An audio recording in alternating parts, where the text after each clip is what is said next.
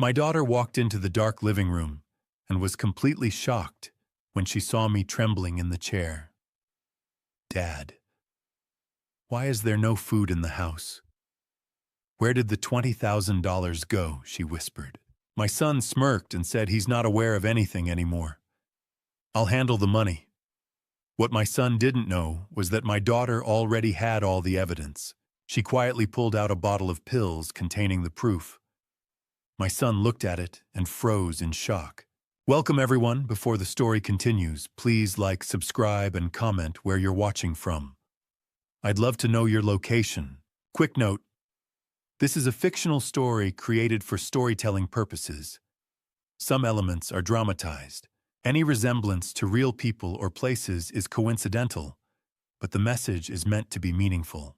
The darkness in my own living room was so thick, I couldn't see the calloused palms of my own hands that had built half of Tucson, but now lacked the strength to even flick a light switch. I am Charles Wright, a 70-year-old retired construction foreman who spent 36 years building the skyline of this desert, now finding myself a prisoner in my own home. I sat perfectly still in the armchair, listening to the suffocating silence of a house that used to ring with laughter and the heavy thud of work boots. Now the only sound was the shallow, thready rasp of my own breathing. A thick gray wool seemed to have wrapped itself around my brain, dampening every thought before it could take shape. I tried to remember what day it was, but the numbers slipped through my mind like dry desert sand. The air smelled of stale dust and the lingering clinical scent of floor wax that Nicole always insisted on using. Nicole Wright, 40, my daughter-in-law, who handled the vitamins and the checkbook with the same cold clinical efficiency she used in her pharmaceutical sales job, was the one who left the bottle on the counter. "Just take these, Charles," she had said earlier that evening, her voice like ice scraping against a windshield. "They will keep your strength up." I had swallowed them without question, trusting the family name that I had spent my life honoring. But as the hours bled into the night, the weight in my limbs grew unbearable. This was not the simple fatigue of an old man who had worked too hard. This was a heavy, sinking lethargy that felt engineered, a chemical anchor dragging me into the depths of my own mind. I realized then that the vitamins Nicole had been insisting on were the direct cause of this fog, not my age. How does a man go from pouring concrete foundations to being unable to find his own front door in the dark? The question echoed through the empty hallway, mocking the weakness in my knees. I attempted to stand, my fingers gripping the frayed fabric of the armchair, but my legs felt like they were made of damp cardboard. I collapsed back down, a metallic taste blooming at the back of my throat, sharp and bitter. The red numbers of the digital clock on the VCR blurred into a single bloody smear of light. I was starving in a house worth $600,000, yet I couldn't even navigate the 20 feet to the pantry. The fridge hummed a low, mocking sound that reminded me I was alone. A sliver of moonlight finally cut through the heavy curtains, striking the kitchen counter like a silver blade. It illuminated a small, amber plastic bottle sitting next to a glass of tepid water. My instinct, honed by decades of spotting cracks in structural steel, screamed that something was fundamentally wrong. I forced myself out of the chair and onto the floor. The tile was freezing against my palms as I crawled inch by agonizing inch toward the light. My vision swam and the world tilted, but I reached up and swept the bottle into my hand. The dry, papery feeling of the label felt significant, a piece of evidence in a crime I was only just beginning to understand. I squinted, trying to focus on the fine print under the pale Tucson moon. "Vitamin B," I whispered to the empty room. "No, that is not what this says." I turned the bottle toward the light, and the word Ambien screamed back at me in black ink. I wasn't dying of old age. I was being erased. The amber bottle felt heavy in my hand, a silent witness to the betrayal currently pulsing through my veins.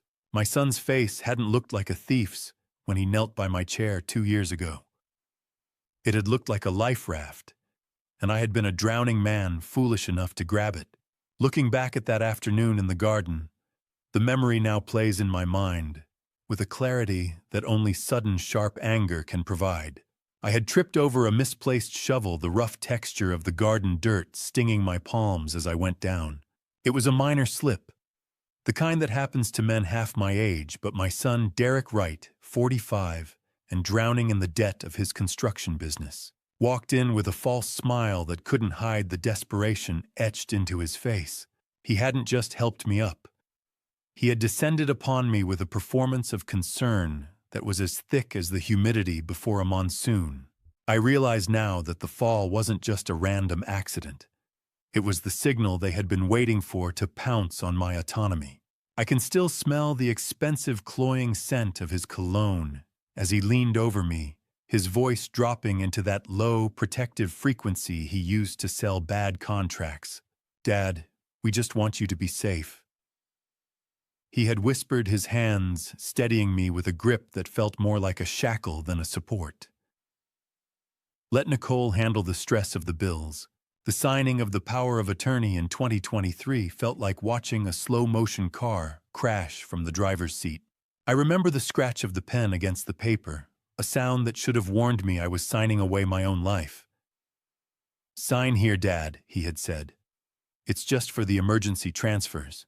Trust is a heavy foundation, but once the rebar rusts out from the inside, the whole structure collapses without a sound." I stood there in my dark kitchen, my heart thumping against my ribs, like a trapped bird connecting the dots of the last 2 years.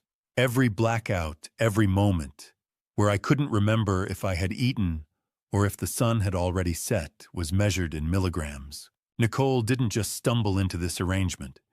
She had calculated the dosage to keep me perpetually docile, a ghost haunting my own hallways. I recall her standing in this very kitchen, the clinical citrus scent of her perfume hanging in the air like a warning. "You're just tired, Charles," she would say with a thin, sharp smile. "Age does that to the best of us." I wasn't just losing my money. I was losing the man I had been for 70 years, one vitamin at a time. The cold realization settled into my bones, sharpening my focus as the chemical fog began to retreat. I looked at the kitchen counter, realizing my life was being systematically traded for business liquidity and construction loans. I wasn't a father to them anymore. I was a liquid asset. I knew I couldn't confront them yet. As long as they believed I was a vegetable, a shell of a man waiting for the next dose, they wouldn't expect me to fight back. I reached for the heavy flour jar on the counter, the ceramic cold against my skin. I tucked the amber bottle deep into the back of the flour, burying the evidence of their crime. The man they wanted me to be was dead, but the man I actually was finally waking up. My fingers shook as they hovered over the plastic buttons of the wall-mounted phone, a relic from a time when my family still lived under this roof without secrets. The cold, coiled texture of the phone cord felt like a lifeline and a noose all at once as I pulled it toward the shadows of the pantry. For 4 years, I had let my pride act as a wall between me and the only person who might actually save me. I realized now that the silence hadn't been accidental. Derek had been the one to whisper that she was too busy, that she didn't care about the old man in Tucson anymore. He had actively sabotaged us, intercepting the very calls I was now trying to make, keeping me isolated like a job site without a foreman. The rhythmic, mechanical clicking of the landline buttons felt deafening in the hollowed-out silence of my kitchen. I forced my memory to recall the 10 digits I had tried so hard to forget. The image of our last argument in 2021 flashed before me, sharp as a jagged piece of rebar. "You are wasting that MBA, Laura," I had shouted across this very room. Teaching is a hobby, not a career. My pride had driven her away, and Derek had moved in like a squatter to claim the territory I had cleared. Now, as the line began to hum with static-filled silence, I felt the crushing weight of my own arrogance. Is an apology worth the price of a house, or is it the only thing that can truly save one? The question burned in my chest as the first ring echoed in my ear. "Pick up, sweetheart," I whispered the words, catching in my dry throat. "Please just pick up." The second ring felt like an hour. On the third, the line clicked open. "Dad." A voice said, thick with sleep, and an immediate jagged edge of suspicion. "It is 2 in the morning. Is everything okay?" My daughter Laura Wright, 42, stood in my mind's eye, with the same fierce intensity her mother once had. Her eyes scanning my diminished state with a professor's sharp scrutiny, even through the phone. Believe me, there is no sound more terrifying or more beautiful than the voice of a child you thought you had lost forever. "Sweetheart," I said, my voice cracking under the weight of the Ambien bottle hidden in the flour and the empty shelves of my refrigerator. "I need you to come home. Everything is wrong. Everything." I felt the hot sting of tears in my eyes, a weakness I hadn't allowed myself since the day we buried Dorothy. I told her I was sorry that my pride was a mistake that had nearly cost me my life. There was a heartbeat of silence, a pause that felt like the edge of a cliff. I expected a lecture, a reminder of every cutting word I had hurled at her when she left for Oregon. But the power shifted in an instant. Laura didn't hesitate or demand a 10-page explanation. She immediately switched into a protective mode I didn't know she still held for me. "I am coming, Dad," she said, her voice turning into cold steel. "Don't take anything else they give you. Just stay awake." I hung up the receiver just as a pair of headlights swept across the kitchen curtains, a blinding sweep of high beams that turned the dark kitchen into a crime scene. A silver truck idled at the end of my driveway, like a shark waiting for blood, its engine a low, predatory growl in the Tucson night. I woke up before the Tucson sun could even scorch the horizon, my mind, cutting through the residual cobwebs of Nicole's vitamins like a sharp blade through rotted canvas. For months I had been adrift in a sea of gray, but today the edges of the world were hard and unforgiving. I stayed under the covers for a moment, listening. The silver truck I had seen idling like a shark last night was gone, but the feeling of being watched remained. I realized then that the vehicle wasn't just my son Derek checking in on his investment. It was a sentry, a hired security guard sent by Arthur Blackwell to monitor the perimeter of what they now considered an asset rather than a human being. The sharp, stinging clarity in the back of my throat was a gift of the adrenaline now replacing the sedatives. I sat up, my bones aching with a cold that had nothing to do with the desert autumn. As I walked through the house, I performed a silent, sober inventory of decay. The wooden dining table, once the centerpiece of Dorothy's Sunday dinners, was coated in a gritty texture of dust that felt like ash under my fingertips. I looked at the thermostat and saw it had been spiked down to a bone-chilling temperature. They were saving pennies on the heating while my legacy bled out through their fingers.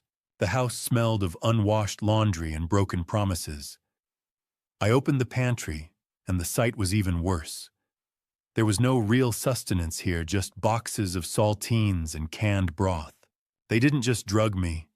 They let my life wither while I watched through a haze. It was a slow, controlled environmental starvation, designed to keep me weak, compliant, and ready for the disposal they clearly had planned. "When did I stop smelling the dust?" I whispered to the empty hallway. But the only answer was the low, persistent hum of the outdated refrigerator. I made my way to the bedroom and knelt by the nightstand, reaching into the gap where a loose floorboard hid my old smartphone. The blue-white glare of the screen in the dim room made me wince, but the vibration against my palm was a heartbeat. There was a text from Laura. She had secured the first flight out of Portland and would be landing at 3 p.m. Her words were a shield, first flight. "Be there 3 p.m. Don't take vitamins. Hold on, Dad. Hope is a dangerous thing for a man who's been buried alive, but it's the only oxygen I had left." I felt a surge of vindication so strong it made my hands shake. She was coming. The professor, the daughter I had judged so harshly for her choices, was the only one brave enough to answer the siren. But as I checked the calendar on the kitchen wall, a new dread settled in. I found a scrawled note in Nicole's handwriting in the margins: 4 p.m. wellness consultation. I knew that name now. Blackwell. Today wasn't just about a bank visit or a welfare check. Derek had scheduled his fixer to arrive just 1 hour after Laura's flight was due to land. The race was on, and the track was narrower than I had ever imagined. I stared at the timestamp on Laura's text, then at the clock on the wall. I had exactly 6 hours to prepare for a war I wasn't even sure I could win. The crunch of gravel under Derek's heavy tires sounded like a death sentence, forcing me to slump back into my armchair and let my jaw hang loose, a mask of senility I had to wear to survive. I gripped the rough wool texture of the armchair, with my palms forcing the strength out of my hands until they looked like the trembling claws of a man who couldn't remember his own name. The front door groaned open, bringing with it the smell of diesel exhaust and cheap coffee on Derek's breath as he burst into the room. He was a whirlwind of high-strung agitation, his face flushed in a way that had nothing to do with the Tucson heat. "Dad, did you call Laura?" He demanded, his voice sharp enough to cut. "Why would you do that?" Without telling me, I let my eyes wander toward the ceiling, offering him nothing but a vacant, watery blink. I realized then that his protective concern was a frantic reaction. The bank's fraud department must have already flagged the unusual activity before I even made my move. He paced the floor, his boots creating a rhythmic thud that vibrated through my bones. He reached into his pocket and pulled out a small amber bottle. "Here, take your supplement," he said, his tone shifting into that terrifyingly soft, condescending frequency. "You are getting worked up over nothing." He pressed the pill toward my lips, but I triggered a sudden hacking cough, my hands shaking with practiced weakness. The pill hit the floor with a sharp clack, disappearing into the shadows near the rug. How do you look at the child you raised and see a predator counting down the minutes until your house belongs to him? Derek didn't notice the deception. His phone chirped, and he turned away to answer a work call, his voice dropping into a desperate whisper about payroll and frozen credit lines. As I sat there in my forced silence, I was pulled back to 2021, to the very spot where Derek was now standing. I remembered my own booming voice echoing in this room, shouting at Laura that her teaching degree was a waste of a good MBA, and that she was throwing her life away. "Teaching isn't a career, Laura," I had roared. "It's a hobby for people who can't cut it in the real world." I remembered the look on her face, but more importantly, I remembered Derek. He hadn't been the peacemaker. He had leaned in, whispering in my ear that she was being disrespectful to the family legacy, actively stoking the fire of my pride. "Let her go, Dad," he had said then. "If she doesn't value what we've built, she doesn't deserve a seat at the table." The floorboards groaned under his boots, a sound I once associated with safety, now a warning of betrayal. I watched him through half-closed lids as he finished his call, his face pale. He muttered something about the city contract, a deal he had told me was close to signing, being canceled months ago. My house wasn't a family home to him anymore. It was his only liquid asset left. As Derek slammed the front door, leaving me in the gathering shadows, I caught a glimpse of his truck through the window. There, sitting on the passenger seat, was a bright yellow folder with bold black lettering, "Power of Sale Notice." It was dated for next Tuesday. The war wasn't coming. It was already at my doorstep. The house grew cold as the Tucson sun dipped, but it was the sound of Nicole's key in the lock that made the blood in my veins turn to slush. I had been sitting in the gathering dark. The image of that yellow "Power of Sale" folder burned into my retinas. The front door clicked shut, and I quickly assumed the posture of the hollow man Derek expected to see. I let my head loll toward the window, my eyes vacant. Nicole entered the kitchen first, the smell of lukewarm, greasy takeout following her like a bad omen.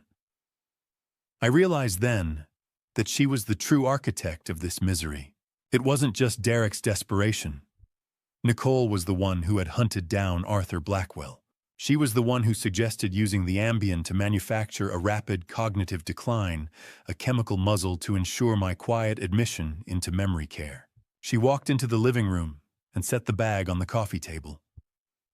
"You are looking a bit more alert today, Charles," she said, her voice dripping with a synthetic sweetness. "We can't have you getting overexcited before Laura gets here." She reached into her purse, and the plastic rattle of the pill bottle sounded like a rattlesnake in the dry brush. "Down the hatch now. I promised Derek I would see you settle in." She leaned over me, her eyes tracking my movement with a predatory intensity. I used a sleight of hand trick I had learned on high-rise construction sites 40 years ago to keep the boys entertained. I brought the glass to my lips, making a show of swallowing while the pill stayed pinned between my tongue and teeth. As I lowered the glass, I slid the tablet into the cuff of my sleeve. The scratch of the pill against my skin was the only thing keeping me grounded. Her laughter was the sound of a shovel hitting dry Arizona dirt. She patted my hand and retreated to the kitchen to unpack the food, leaving me in the shadows. A moment later, the blue, flickering light of the old Bluetooth speaker on the bookshelf caught my eye. It was an old unit I had forgotten was even paired to her device. Her phone rang, and through some technological glitch or Derek's haste to connect the call, routed directly into the room. Derek's voice, tinny and laced with static, filled the space. "Is he out yet?" he demanded. "We need that signature on the final deed transfer by tomorrow morning." Nicole's voice came back from the kitchen, sounding sharp and efficient. "He is halfway there. If Laura starts asking about the pension when she arrives, tell her he spent it on the investments she was too busy to help with." When does a son stop seeing a father and start seeing a bank account with a heartbeat? The question vibrated in my chest as I listened to them discuss the notary they had already contacted for the morning. They were going to finalize the transfer and render me homeless before the sun hit its zenith. My own son was talking about me as if I were a piece of equipment to be liquidated. The Bluetooth speaker crackled with Derek's final chilling instruction. "Whatever happens, he doesn't leave that house tomorrow unless it's in a transport van." I sat in the silence that followed, a cold clarity washing over me. The trap was set, and the jaw was closing. I lay in the dark, my eyes fixed on the ceiling, counting the minutes until the doorbell would announce my only hope or my final capture. Sleep was a luxury I could not afford. Not with the memory of Derek's voice still vibrating through the Bluetooth speaker like a death sentence. He wanted me in a transport van by morning, stripped of my home and my autonomy. I spent the dawn hours rehearsing the most difficult performance of my life. I had to look broken, a fading patriarch slipping into the fog of dementia, while my mind remained a sharpened blade hidden in a velvet sheath. Every tick of the grandfather clock in the hall felt like a hammer, striking a nail into my own coffin as I watched the driveway, praying for a rental car instead of a transport van. The sunlight crawling across the floorboards felt aggressive and mocking, illuminating the dust of a house that had become my prison. I had overheard their backup plan. While they thought I was sedated, a private physician was scheduled to arrive at 4 o'clock to provide the backdated diagnosis they needed to lock me away forever. It was a race against a medical lockout, and I was running it from a stationary armchair. When 3 o'clock finally arrived, a white sedan turned into the gravel drive. My heart hammered against my ribs, a frantic bird in a cage. I saw her then. Laura stepped out of the car, and for a moment I forgot to breathe. She looked exactly like her mother, sharp, formidable, and radiating a controlled fury I hadn't seen in years. She moved with a purpose that the heavy, stale air of this house couldn't stifle. Laura didn't just walk into the room. She was a storm front rolling over a parched desert, and Derek was finally standing in the path of the lightning. I forced my muscles to slacken, slumping deep into my leather chair. I let my jaw hang slightly, my eyes unfocused, wearing the mask of the drugged invalid. When she entered the living room, the smell of her rain-scented perfume cut through the scent of old wood and neglect. I saw her face crumble, the warrior's mask slipping to reveal the grieving daughter. "Dad," she whispered, her voice cracking as she knelt beside me. "Oh God, Dad, what have they done to you?" I wanted to reach out and pull her close to tell her I was still here, but I remained still. "I'm here now," she said, clutching my cold, damp hand. I'm not leaving again. Before she could even set down her travel bag, the front door was thrown open without a knock. The heavy thud echoed like a gunshot. Derek and Nicole strode in their faces tight, with a performative concern that didn't reach their eyes. They moved like a coordinated unit, intent on severing the connection before it could take root. Laura Nicole cried out, her voice a shrill imitation of warmth. "We didn't expect you until this evening. Dad is having a very difficult afternoon, very confused. It is probably best if you check into your hotel first and come back when he is more stable." I watched them through hooded eyes, feeling the heat of Laura's indignation rise beside me. "How do you tell your daughter you are sane when you have spent months pretending to be a ghost?" "I didn't fly across the country to go to a hotel." Laura snapped, her voice like ice. "I am staying right here." Nicole stepped forward, the sharp, paper-cut sound of a legal folder opening filling the silence. She reached into her bag and pulled out a thick stack of legal documents, her eyes locking onto mine with a cold, predatory gleam. "Charles, dear, it's time to sign those papers Derek mentioned." I watched the ink in the fountain pen tremble just above the signature line, a drop of black liquid threatening to end my life, before Laura's hand clamped down on Nicole's wrist like a steel trap. The predatory gleam in Nicole's eyes flickered, replaced by a momentary flash of shock. "Put the pen down," Laura said, her voice steady and dangerous. "My father isn't signing a grocery list, let alone a legal transfer in this condition." I remained slumped in my chair, projecting a glazed, faraway look, though inside I wanted to cheer. Derek stepped forward, his face flushed with a mixture of annoyance and poorly concealed panic. "We're only trying to help Laura," he argued. "You haven't seen his episodes. You don't know how bad it gets." Laura didn't flinch. She stood her ground, her academic posture adding an invisible weight to her authority. "I'm seeing everything I need to see right now," she snapped. "This house is a disaster. My father is practically catatonic, and you're shoving contracts in his face before I can even get him a glass of water. Get out. Both of you." Derek tried to protest, mentioning the doctor coming at 4, but Laura threatened to call the police for trespassing. The shame of a potential public scene in the driveway finally forced them to retreat.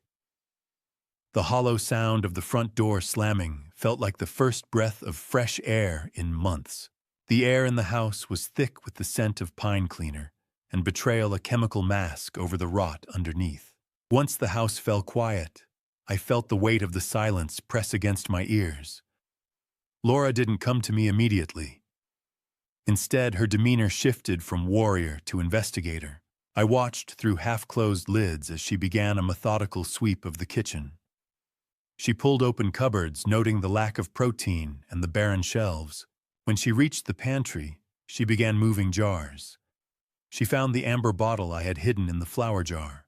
I saw the gritty feel of flour on her fingertips as she pulled it out, her face going pale as she read the label. Ambien, not B12, not a heart pill, a chemical muzzle. "Dad, I found it." She whispered, her voice trembling with cold fury. "Why is there a bottle of prescription sedatives in the flour?" I forced my voice to sound weak, sticking to the role for just a few moments longer. "Nicole." She said they were for my heart, my memory. Laura's eyes didn't just show pity. They showed a dawning realization of a crime. She kept digging, moving to the trash can under the sink.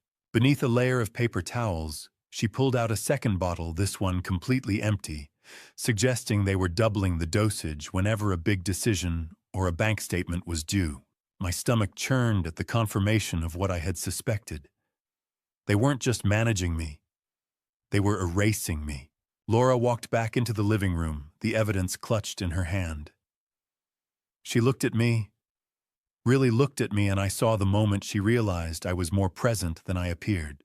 But before she could speak, I tilted my head ever so slightly toward the ceiling. I had noticed it earlier, the sharp, rhythmic clicking that shouldn't be there. Laura followed my gaze up, her eyes narrowing at the smoke detector near the hallway vent. A tiny blinking red light sat nestled inside the casing, a digital eye watching our every move. The sight of the power of sale folder Nicole had tried to hide on the end table suddenly felt less threatening than that small electronic betrayer. Laura leaned in close, her lips barely moving. "They're listening, Dad." Every word. The screech of Laura's Sharpie against a yellow legal pad was the only voice we had left in a room that had grown ears, each stroke a silent scream against the shadows. I watched the persistent mocking blink of the red camera light in the vent, a digital sentinel Derek had installed to monitor my decline. We didn't dare speak aloud. The air in the living room was stagnant, smelling of Sharpie fumes and the metallic tang of fear. Laura sat on the floor by my feet, the yellow pad resting on her knees. She wrote 4 words in bold, aggressive ink. "Tell me the numbers." I took the pen from her, my hand still a bit shaky from the lack of real food, and began to detail the architecture of my ruin. I wrote about the $20,000 monthly pension and the power of attorney I had signed under what I now knew was a drug-induced fog. I watched her eyes widen in horror as I scratched out the timeline of my compliance. I signed it. I wrote the ink bleeding into the paper. I thought I was helping him. Laura took the pen back, her jaw tight. "You weren't helping him, Dad," she wrote beneath my confession. "You were funding his burial of the truth," as she wrote. A cold, sinking feeling settled in my gut. I realized then that the security lock on my accounts wasn't just a simple password change. Nicole had systematically reported me as mentally incapacitated to the bank's fraud department months ago. They hadn't just stolen my money. They had institutionalized my digital identity before I even knew I was being erased. How do you fight a war when the enemy has stolen your identity and the battlefield is a screen you can no longer access? It was a question that hung over us like a shroud. Laura opened her laptop, the blinding white light of the screen cutting through the dark room like a searchlight. She tried to log into my online banking portals using the old passwords I had memorized over decades of careful management. Every single one had been changed. She tried the recovery options, but the recovery phone number had been redirected to Nicole's device. Each attempt met a digital wall, a message stating that the account was restricted due to the owner's documented health status. She tried the bank's mobile app, only to receive a final chilling security lock notification. The screen seemed to pulse with a cold indifference. Every avenue was blocked, every door bolted from the inside. 0. That was the only number left that felt honest in this house of mirrors. We were trapped in a fortress built for my own life's work, and the keys were in the hands of the people who wanted me gone. Laura didn't give up. She moved to the property records, her fingers flying across the keys with a frantic energy. The scratchy sound of paper tearing from the legal pad punctuated the silence as she took notes. Then she stopped. Her entire body went rigid. I leaned forward, squinting at the screen. She had found the mortgage records. It wasn't just that Derek had taken out a loan. My forged digital signature had been used to approve a massive line of credit against the house. It was 80% exhausted. They hadn't just spent my pension. They had hollowed out the very ground I stood on. Laura slammed the laptop shut, with a sound like a gunshot, and grabbed the Sharpie one last time. She wrote in jagged, angry letters that nearly tore through the page, "Bank of America. 9 a.m. We don't leave until we see a manager." The landline phone screamed in the dark, a jagged electronic serration that tore through the silence of the living room every 10 minutes, like an interrogator's lamp. The night didn't pass so much as it stood still, a heavy, suffocating weight that only the morning sun could lift. Each ring was a reminder that Derek was still out there pacing his own cage of desperation. Laura refused to answer, her face a mask of cold determination, illuminated by the pale blue glow of her smartphone.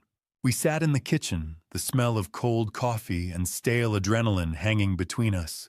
When the machine finally picked up, Derek's voice filled the room, oscillating between a weeping plea and a low, guttural snarl. "Laura, he's confused," my son cried out to the empty room. "You're going to give him a stroke if you keep this up. He's sundowning, for God's sake. Just let us come over and help him." But as the voicemails stacked up, the mask of fraternal concern slipped. He began rambling about someone named Arthur, his voice dropping to a terrified whisper. He pleaded that Arthur Blackwell couldn't find out she was here, that everything would be ruined if the house wasn't handled quietly. It was the sound of a man who wasn't just in debt to a bank, but to people who didn't use paperwork to collect. He sounded like a man who was running out of time and oxygen. Silence in this house used to be a comfort. Now it was the thin, tight wire of a trip mine. I watched Laura stare at the answering machine, her eyes hard. "He's perfectly clear, Derek," she whispered to the shadows.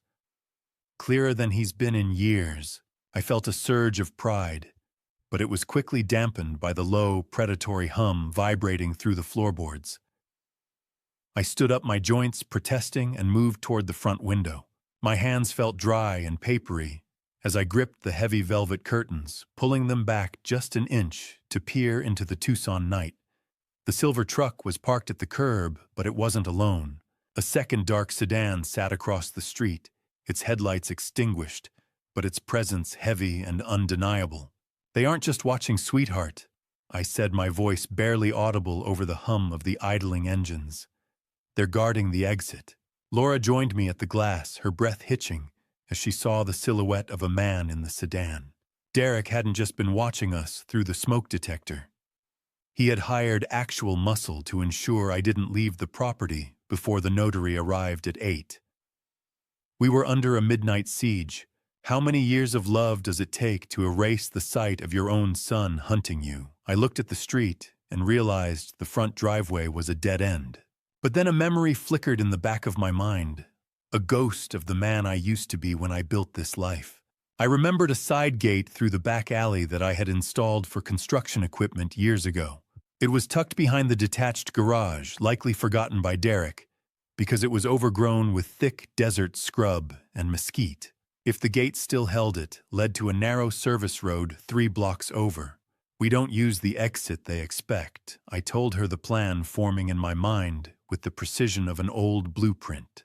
A flashlight beam from the idling car suddenly swept across the front of the house, lingering on the window where I stood, the light as cold and clinical as a searchlight in a prison yard. The first gray light of the Tucson dawn began to bleed over the mountains, but there was no warmth in it, only the looming weight of the deadline. We didn't use the front door. We crawled through the prickly pear cactus and the rusted latch of the back alley gate like thieves escaping our own history. The scratch of dry mesquite branches against my jacket sounded like 1,000 tiny warnings in the stillness. I had built this gate in 1982 to haul in lumber for the house's addition, a secret exit that Derek, in all his arrogant confidence, had completely overlooked. "Keep your head down, sweetheart," I whispered, feeling the heavy metallic taste of fear in the back of my throat. "If they see the dust kicking up, they will know we are moving." Laura didn't hesitate, her movements sharp and determined, as she guided me through the overgrown rear of the property. As we moved, she leaned in close to reveal that she had done more than just plan an escape. She had alerted a contact in the state attorney's elder abuse task force. This wasn't just a bank visit anymore. It was a formal setup designed to leave a paper trail that Derek could never erase. "I've got the car, Dad," she urged, her voice a low anchor in the chaos. "Just 10 more feet." We reached her rental car, which she had wisely parked 2 blocks away, and the doors clicked shut with a finality that made my heart race. The cold, clinical smell of the rental car's upholstery felt alien compared to the stale, medicinal air of my home. As Laura pulled away, the rhythmic thumping of the tires over the road's expansion joints became the heartbeat of our flight.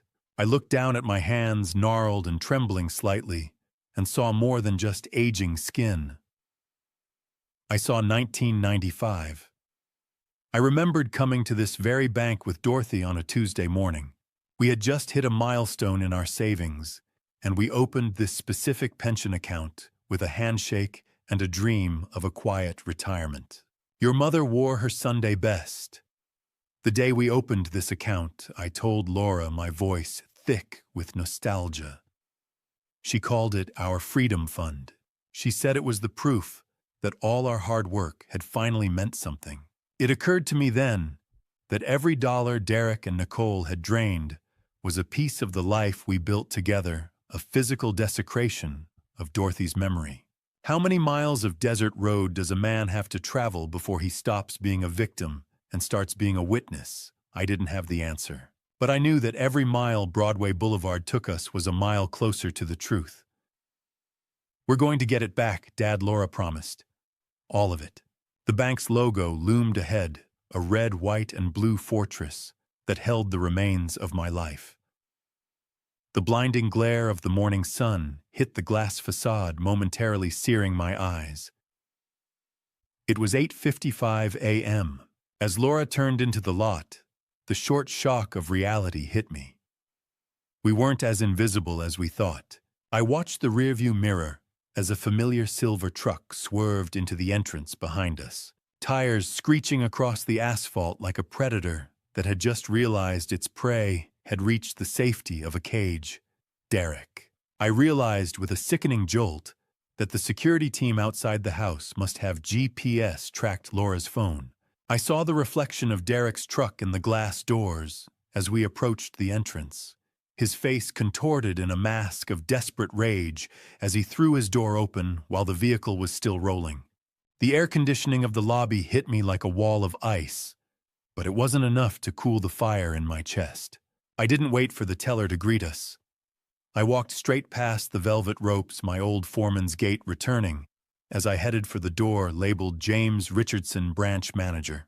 Behind me, the heavy glass doors swung open with a violent thud. Derek burst into the bank, his face a mask of sweating, frantic panic that looked more like guilt than concern. He lunged toward me, trying to catch my arm to pull me back toward the exit. "Dad, don't do this," he pleaded, his voice cracking. "You're confused. Let's just go home and talk." I felt his fingers brush my sleeve, but before he could get a grip, Laura stepped between us. Her voice was a whip crack that stopped the entire lobby in its tracks, freezing the tellers behind their glass partitions. "Touch him again, Derek, and I'll have the security guard put you in zip ties," she promised. Her eyes were twin points of steel. I didn't look back. I stepped into the office, the clinical ozone-scented air of the bank wrapping around me as I shut the door on my son's muffled, desperate shouting. I knew then that the investment allocations Nicole had mentioned were a total fabrication. The money wasn't even sitting in fake accounts. It was being bled out as cash allowances handed over to Arthur Blackwell under the guise of consulting fees. My life was being liquidated into a monster's pockets.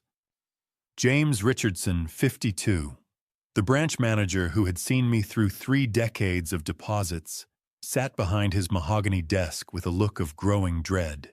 He looked at my identification and then at the power of attorney papers on file, his brow furrowed. "Charles, it's been a while," he said, his voice hesitant as the rapid, rhythmic click-click of the mouse filled the small room. He began scrolling through the transaction history, his professional mask slowly crumbling into an expression of genuine concern. The monitor's glow felt like a blow to the chest. He stared at the screen for a long time, his face growing paler with every click. "Mr. Wright, I've been with this branch 12 years, he whispered. "I've never seen a depletion this aggressive." He turned the monitor toward me and I saw a relentless waterfall of red text. For 24 months, $10,000 deposits had vanished into something called Wright Construction LLC, a company I had retired from years ago. "Show me the bottom line, James. Just tell me what's left," I said, my voice sounding like gravel. My throat felt dry and hollow, the air in the office suddenly too thin to breathe.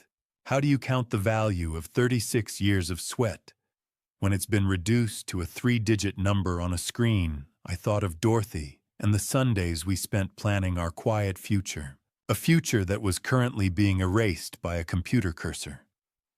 The blinding white light of the spreadsheet on the monitor seemed to burn into my retinas. Richardson hesitated, his eyes refusing to meet mine as he clicked one final time. "There's one more thing, Charles," he said, his voice barely audible over the hum of the office. "A final transfer of $50,000, your entire emergency savings, was authorized just 2 hours ago. It's still in the processing queue." He cleared his throat, a look of profound sorrow crossing his face. $327, Charles. That is all that remains of your life's work." The room went silent, the kind of silence you only find at the bottom of a deep, dark hole. $327. The number felt like a physical blow, a cold weight pressing against my chest, until the air in James Richardson's office felt too thin to breathe. I didn't hesitate. I gripped the bank manager's fountain pen with the same steady resolve I once used to sign off on a skyscraper's foundation, and I initiated the destruction of my son's lies. The scratch of the expensive pen on the heavy affidavit paper was the only sound in the clinical space. "If I sign this, James, what happens to the money?" I asked, my voice gravelly but firm. "Everything connected to these transfers stops moving, Charles." He replied, his face illuminated by the sharp, clinical glare of the computer screen. "A hard freeze on all outgoing funds, including the accounts for Wright Construction, LLC. Immediately." "Good," I said, leaning back as the sharp smell of laser-printed documents filled the air. "I'm tired of being the only one standing still." Laura stood beside me, her hand a warm, grounding weight on my shoulder. As I finished the final signature, a ripple of digital consequences began to spread through the bank's internal security protocol. James explained that because of the sheer volume of pension funds involved and the documented sedation I had endured, this was no longer a simple civil matter. The hard freeze would automatically flag these transactions for the Federal Crimes Division. Is it still a betrayal? If you're simply handing back the shovel your son used to bury you? I didn't feel like a father in that moment.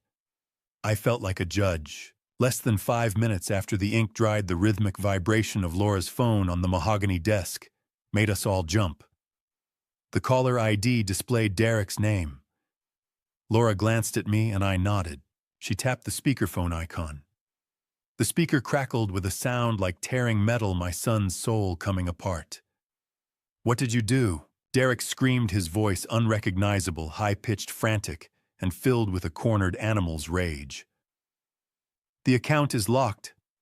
I have crews on site. Laura, I have payroll due in an hour. My suppliers are calling me saying their payments were clawed back." He was hyperventilating, the tinny, distorted screaming filling the quiet office with a sense of impending collapse. "You have 48 hours of my sweat in your veins, Derek," I said, my voice cutting through his hysterics. "Not another drop. You've just killed the company, Dad," he wailed. "You've destroyed us. I have obligations. I have people I owe." The cold, dry air of the office hit my damp forehead as the reality of his desperation settled in. Then his panic took a sharper, more dangerous turn. "You don't understand." He choked out, accidentally revealing the depth of his rot. "I didn't just spend the cash. I had to co-sign a massive high-interest loan using your identity, Dad. Arthur Blackwell was the facilitator. He's the one who made the numbers work on the back end."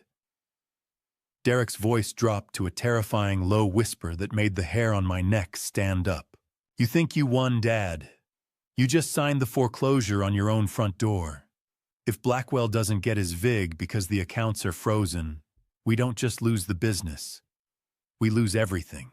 I stared at the black screen of the phone long after the line went dead, the silence heavier than the shouting. Derek's final words about the foreclosure vibrated in the humid air of the car like a death knell.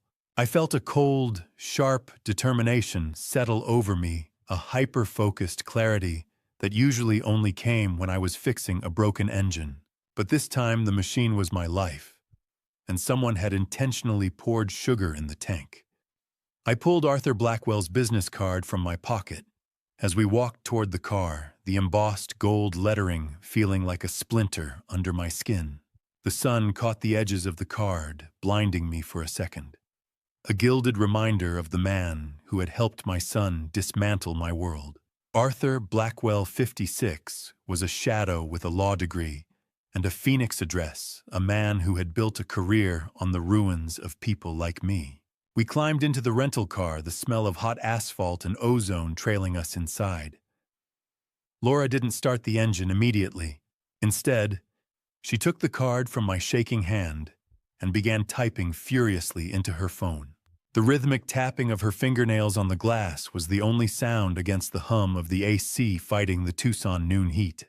After a few minutes, her face went pale, then hardened into a mask of pure academic fury. She turned the screen toward me, showing a series of archived news articles and legal filings. My heart sank as she scrolled through the data. It turned out that Blackwell's firm wasn't just an outside consultant. His shell company was the primary lien holder on my house. He was the advisor who had told Derek to take the loan and the executioner who would pull the lever when it failed. A fixer is just a vulture with an MBA and a clean suit. He's a ghost, Dad. Laura said, her voice dropping an octave as she read from a 2019 investigation into moved assets in Phoenix. Derek didn't find him in the yellow pages, did he? I asked, my own voice sounding thin and old in the cramped space. No. Blackwell finds the desperate ones, she replied. He's a fixer for criminals in ties.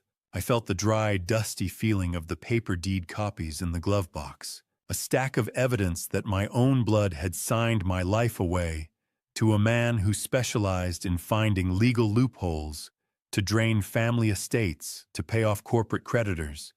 He used you as a shield, Dad. He put your name on the debt so Blackwell could walk away with the cash. I'm scared, sweetheart, I admitted, my hand going to my chest. I've never fought a ghost before. You don't have to, she said. And for a moment the daughter I knew was gone, replaced by a warrior. You have me, and I'm going to take everything they stole back. This wasn't a business failure. It was a harvest. As we finally pulled out of the parking lot, the weight of the situation shifted. I realized that if the business account was frozen by the fraud, affidavit, Blackwell wouldn't wait for a legal process. He likely had an immediate default clause triggered the moment the bank flagged the suspicious activity. I had 24 hours to save my home. Laura gripped the steering wheel so hard her knuckles turned white as marble. What if they needed you gone, Dad? Not just broke gone. The drive home felt longer than the 30 years I had lived in that house, every mile a step closer to a confrontation I was not sure I could survive. My hands gripped the steering wheel so tight, my knuckles felt like they might burst through the skin. Beside me, Laura was a silent engine of kinetic energy, her eyes scanning the rearview mirror, as if expecting Blackwell himself to materialize out of the desert heat. When we finally pulled into the driveway, the normalcy of the neighborhood felt like a lie. The front door did not resist. It swung inward with a heavy, mocking silence that told me our sanctuary had been breached while we were fighting for my life at the bank. I knew I had locked it. I could still feel the phantom click of the deadbolt against my thumb from earlier that morning. A cold draft hit my face, smelling of dust and something metallic. I followed the air to the back of the house and felt my stomach drop. The back alley gate, my private escape, and the one secret I thought I held over this property stood wide open. They had not just entered. They had moved through my home with the confidence of owners. The violation felt like a physical weight on my chest. In the living room, the precise order I had maintained for decades had been surgically dismantled. My locked file cabinet sat in the corner, its drawer slightly askew. I ran my fingers over the rough texture of the jimmied metal, the smell of forced steel hanging in the air. The fireproof box was gone. Inside that box were the original property deed copies, the only physical proof of a life built on honest labor. I looked at Laura, my voice a jagged whisper. I locked this, Laura. I remember the click of the deadbolt. She did not look surprised, only grimmer. They are not looking for jewelry, Dad. They are looking for the original signatures. A home without a lock is just a box waiting to be emptied. And as I stood in my own living room, I realized I was standing in a hollowed-out shell. We moved to the kitchen, where the heavy thudding silence of the house seemed to grow thicker. The trash can had been overturned, but it was not a random act of vandalism. Scattered yellowed papers littered the tile floor. Laura knelt, sifting through the mess with a surgeon's focus. She pulled a sheaf of papers from the pile and held them up. My medical discharge papers from the hospital, the ones from my fall back in 2023, were gone. So were the prescriptions for the heavy sedatives I had been taking during my recovery. My heart hammered against my ribs. Why would they want my old medical records, I asked. Laura's eyes met mine with a look of calculated coldness. They are building a case to lock you away, and they are using your own history to do it. If they can prove you were incompetent back then, they can justify every transfer they made. How do you protect a life when the walls around you have started working for the enemy? The terror was no longer a distant threat. It was sitting at my kitchen table. Laura reached under the mahogany edge of the table and pulled her hand back as if she had been burned. Attached to the underside was a small, high-tech tracking device, its tiny red light blinking with a rhythmic, predatory pulse. I looked at the empty space in the cabinet where my late wife's medical power of attorney used to sit, and a cold realization washed over me. They were not just after my money anymore. The house felt like a stranger's skin, itchy and wrong, as Laura pulled her laptop back out to dig into the ruins of my son's ambition. I watched the blue light of the laptop screen dance in Laura's eyes, her fingers flying across the keys like she was dismantling a bomb while I sat among the ruins of my living room. The smell of stale coffee lingered in the kitchen, a bitter reminder of a morning that had started with a quiet cup of joe and ended with the realization that my home was no longer mine. The blue glare reflected off the dust on the dining table, highlighting the fingerprints of the strangers who had just violated our privacy. I felt the dry, papery feel of my throat as I swallowed, but the water in my glass tasted like copper. Laura accessed the public records for Wright Construction LLC, her mouse clicking with a sharp, mechanical precision in the quiet room. She leaned closer to the screen, her brow furrowing as she navigated through Pacer. "Dad, look at this," she whispered. The thriving family legacy Derek had boasted about was a hollow shell. There was a trail of unpaid suppliers stretching back months' lawsuits from former employees and multiple government liens that made my stomach churn. I realized then that my stolen pension had not been an investment for growth. It had been a desperate infusion of blood into a corpse. He didn't just use your money for a shortfall. Dad, Laura said, her eyes fixed on the data. He used it to pay interest on loans that should have never been taken. To my horror, she found a bankruptcy filing where Derek had officially listed me as a silent partner. He had tied me legally to every failed contract and predatory debt he had accrued. I built foundations for 40 years, Laura. I know when a structure is terminal, I said, my voice barely audible over the hum of the laptop fan. How much does a son have to hate his father to make him the captain of a sinking ship he didn't even know he owned? The investigation reached a fever pitch as Laura pulled up a consolidated debt statement. The total liabilities were staggering. $850,000. That's not a business debt. That's a black hole? I gasped. The amount was far more than the equity in my home, more than everything I had saved. And you're the one standing at the edge of it, Dad, Laura replied, her face grim. He tied your name to every cent of it. I realized Derek had gambled everything on a municipal contract that likely never existed, using me as the ultimate collateral for his greed. Numbers don't lie. Sons do.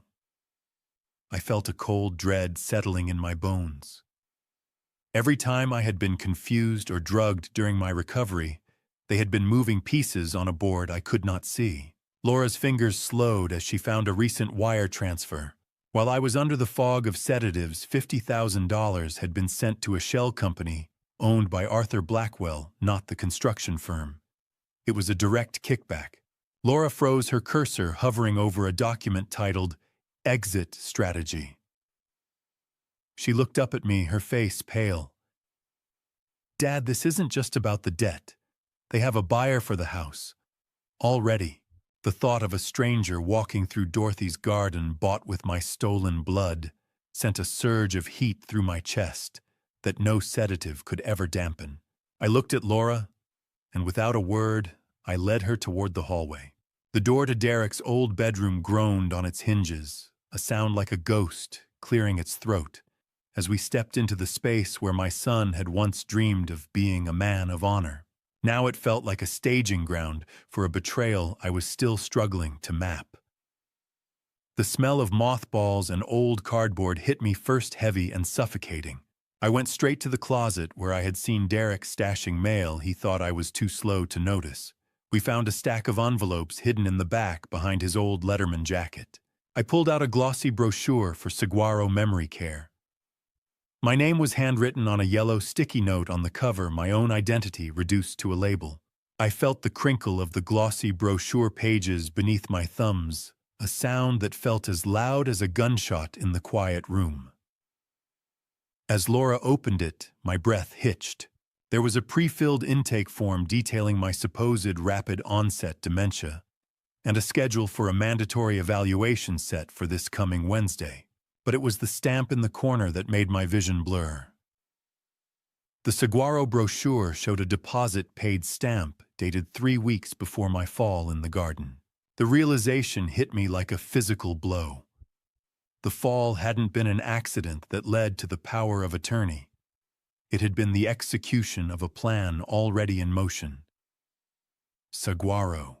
That's where they put people who can't remember their own names. Laura. I whispered, the stinging heat of tears refusing to fall. They weren't waiting for you to get sick, Dad. They were making sure you looked the part, she replied. The brochure felt like a snake in my hand, slick, cold, and poisonous. Laura dug deeper into the stack, pulling out a correspondence log between Derek and Arthur Blackwell. It was a cold, calculated map of my destruction. It outlined a liquidation timeline where the house would be sold to a developer associated with Blackwell's firm. The brutal math was laid bare. The memory care facility fees would be paid by my house sale, leaving me isolated in a locked ward while Derek and Blackwell pocketed the remaining equity to settle the $850,000 debt. It says here, estimated recovery from asset sale $400,000.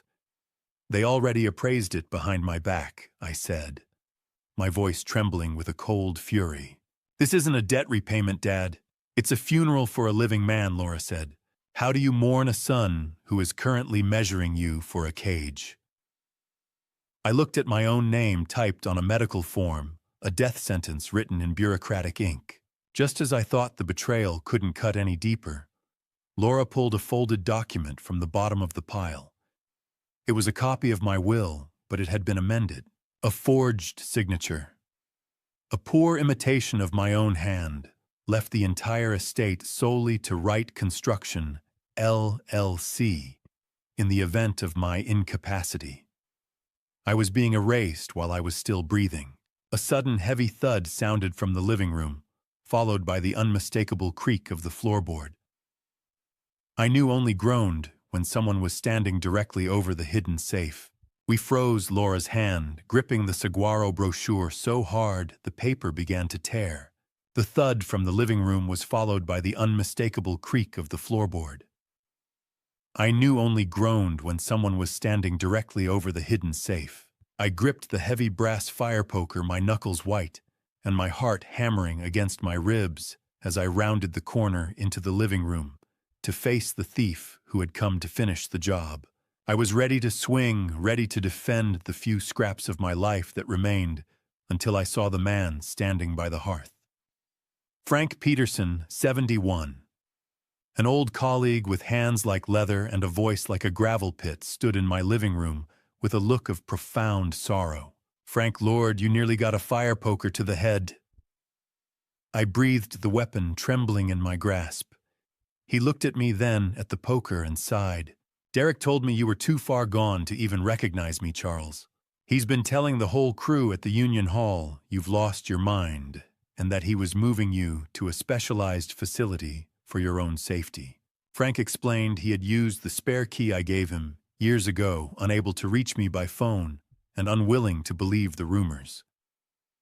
He had been investigating Derek's lies on my behalf for weeks. How do you tell an old friend that the son he used to bounce on his knee is now the man holding the matches to your life's work? I smelled the familiar tobacco and old work boots on him, a scent of the construction sites of my youth, and for a moment I felt a flicker of hope. But Frank didn't come to reminisce. He reached into his coat and pulled out a damp envelope. "Before I explain what this number on the document truly means, are you still with me? Comment 5 if you think Derek is acting alone, or 10 if Blackwell is the real architect, and add one short reason so I can see how you are reading this. Please note what follows contains recreated details for narrative purposes, as the core message is what matters most." Frank handed me the paper he found at the county clerk's office. It was a $200,000 second mortgage lien against the house. "I have no memory of signing this," I whispered, my voice breaking. Laura cross-referenced it on her laptop, her face turning ashen. "He used the power of attorney and a forged medical letter claiming you were incapable, Dad. I bought this dirt in 1979, Frank. I poured every ounce of my life into these walls. Dorothy and I paid this off 15 years ago." My eyes burned with the sharp, stinging heat of tears. "He didn't just borrow against it, Dad. He sold the ground right out from under your feet." The fire poker hit the carpet with a dull thud, my strength finally failing as the numbers on that lien began to blur. The papers showed the beneficiary was an offshore account in the Cayman Islands. The money was gone, untraceable and cold. I realized then that Blackwell's firm didn't just want the house. They wanted me erased so the debt would never be questioned.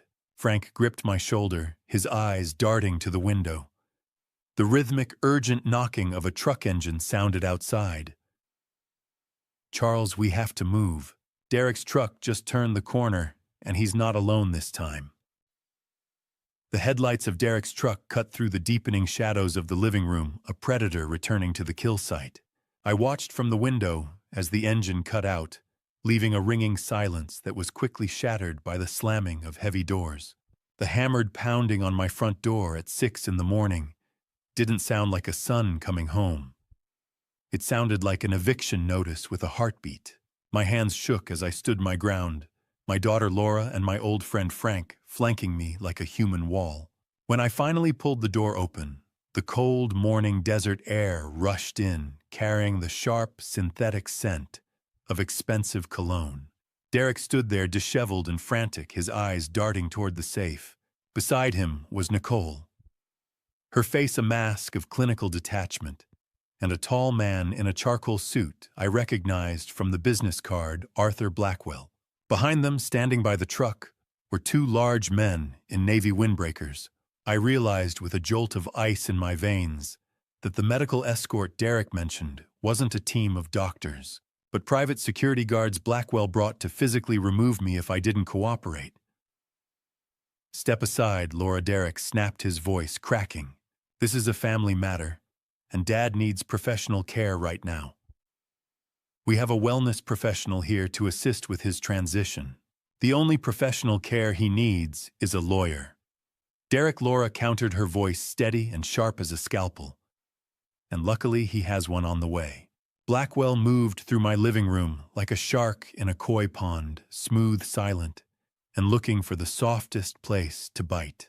He didn't raise his voice, but the dry, rasping sound of his silk suit as he stepped past Derek filled the space with a terrifying legal precision. "Mrs. Wright?" Or is it Professor, my firm has been retained to protect your father's interests from outside interference? Blackwell said, his eyes scanning the room, as if he already owned the furniture. You are currently trespassing in a residence under financial review. I'm not a firm, Mr. Blackwell. Laura spat back, refusing to yield an inch of the hardwood floor. I'm his daughter, and you're just the vulture who's been picking at his bones for 18 months. The air in the room became suffocating. 6 in the morning. The sun hadn't even found Tucson yet, but the heat in that room was already enough to burn the house down. Blackwell ignored her, turning his gaze toward me. He reached into a leather briefcase and pulled out a thin blue folder. He produced a document he claimed was a signed voluntary commitment, a paper that would authorize my immediate removal to Saguaro Memory Care. I leaned in, my eyes narrowing as I looked at the signature line. My breath hitched. The date on the document was from July 3 months ago. This wasn't a sudden medical decision. It was a long-term conspiracy they had been sitting on until the money ran dry. Blackwell leaned into my space, his breath smelling of expensive mint and cold calculations. Charles. He whispered low enough that only I could hear the edge of the blade. Make this easy. Otherwise, the police I've already called won't be coming to help you. I didn't back away. I couldn't. Not with my daughter standing there like a shield and my own life being bartered like scrap metal. Arthur Blackwell loomed over me, his presence a suffocating weight, in my own living room. He tapped a thick folder against his palm, the sound echoing like a gavel. You have 2 choices. Charles, walk out with dignity to a premier facility, or wait for the sheriff to remove you for your own safety. He gestured toward the window where the silhouettes of hired guards shifted in the early morning light, forming a physical perimeter around my sanity. Derek stepped forward, his face slick with a sour-smelling nervous sweat that I could smell from 3 feet away. Just sign it, Dad, he pleaded, his voice cracking. It is the only way to save what is left. It is for the best for the family. I looked at Nicole, who stood with her arms crossed, her eyes cold and clinical.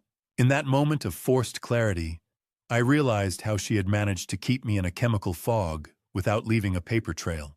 As a high-level pharmaceutical representative, she had access to countless samples. She had been using her professional credentials to bypass every pharmacy record in the state, feeding me professional-grade oblivion from a briefcase rather than a prescription bottle. The betrayal tasted like copper in my mouth. Blackwell clicked his expensive pen, the sharp sound cutting through the silence. Then he stopped, sensing the shift in the room. Laura didn't scream or cry. She simply reached into the pocket of her windbreaker and pulled out a small amber plastic bottle. The amber bottle rolled across the table, a tiny plastic drumbeat of justice. The sound of it hitting the cold, smooth mahogany coffee table was louder than any of Blackwell's threats. My daughter leaned forward, her eyes fixed on Nicole. This isn't a vitamin, Nicole, Laura said, her voice dropping to a terrifyingly calm register. It is a Schedule 4 controlled substance used to facilitate a $250,000 theft. I have already recorded our conversation from 10 minutes ago, including the admissions about the supplements you have been forcing on my father. Do you know what the mandatory minimum is for drugging an at-risk senior with stolen samples? Nicole's composure, usually as polished as her jewelry, finally cracked. Her breath hitched, and she looked at the bottle as if it were a live grenade. We were just helping him sleep, Laura. It is not what you think. She looked toward Blackwell for support, but the lawyer had already taken a strategic step back, his face a mask of neutral denial. The pale, early morning light stretched across the floor, illuminating the dust motes and the wreckage of my family's loyalty. How quickly does family love evaporate when the handcuffs start to rattle? I watched my son, the boy I had raised, to be a man of honor as he began to tremble. The fear of a cell was stronger than his greed. He looked at the bottle, then at his wife, and then at the recording device in Laura's hand. The alliance that had seemed so impenetrable minutes ago began to dissolve into a frantic, ugly desperation.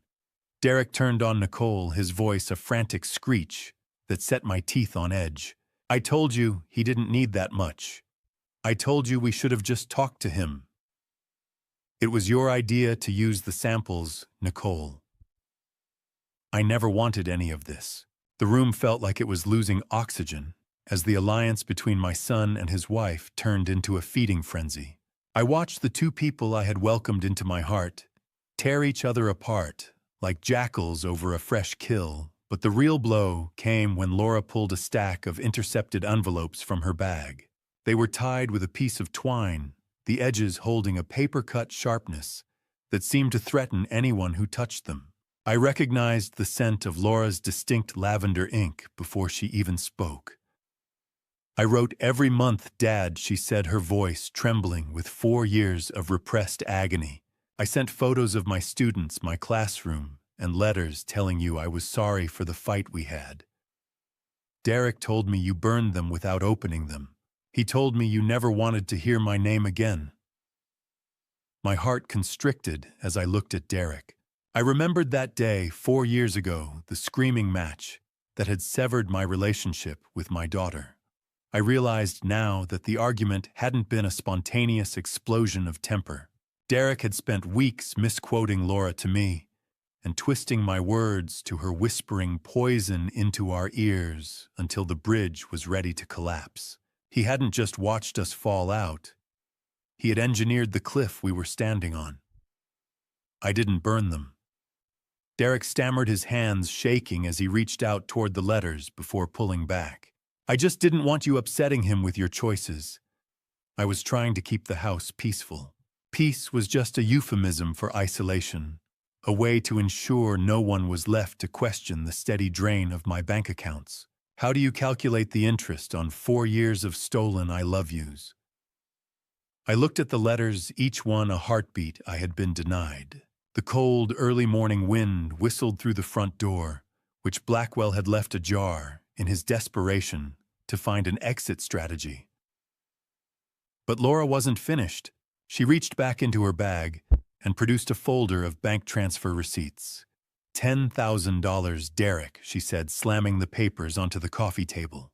I sent $500 every few months specifically for Dad's extra comforts and birthday gifts. I wanted him to have the best care not to pay for Blackwell's tailored suits. She pointed at the receipts, showing the money had been wired directly into Derek's construction payroll account. I looked down at my threadbare sweater and thought of the empty fridge I had stared into just yesterday. He had stolen from both of us. The envelopes were still sealed, 4 years of my daughter's life, trapped in paper and Derek's greed. The silence that followed was hollow and echoing, filled only by the sound of Derek's ragged breathing. He looked at the floor, unable to meet my gaze. It wasn't just the money, I whispered, the realization hitting me with the force of a physical blow. You made me think she hated me, and you made her think I was a senile ghost. You let me grieve for a daughter who was still reaching out. Derek let out a dry, hacking sob, his resolve finally disintegrating. It wasn't just me, he blurted out, pointing a trembling finger at Nicole.